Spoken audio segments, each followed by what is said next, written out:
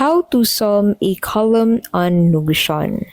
In this video, I'll show you how to sum a column on Notion. So to get started, go ahead and open notion.com on your browser and then sign into your account with your preferred sign up method.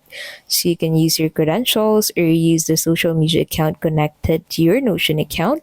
And then once you're signed in, head over into that specific workspace where you want to sum a column to.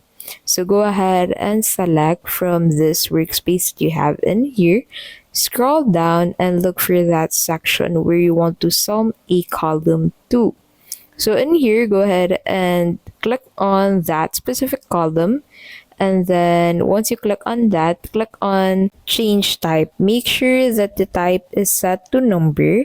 And then once you have set this up to number, go ahead and click on calculate. So you'll find that in between freeze and group. So it is highly important to set the data on your database first to number to make sure that this data can be calculated using the sum feature of Notion. So once you have set this up to number, you can go ahead and proceed with the calculate step.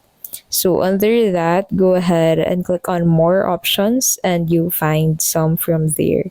So make sure to select sum to be able to compute the sum of all the items that you have on that column. So you'll find that below the specific column that you've got the sum of, and that is how you can basically sum a column on Notion. If this video was helpful, please don't forget to give this video a like and subscribe for more videos like this.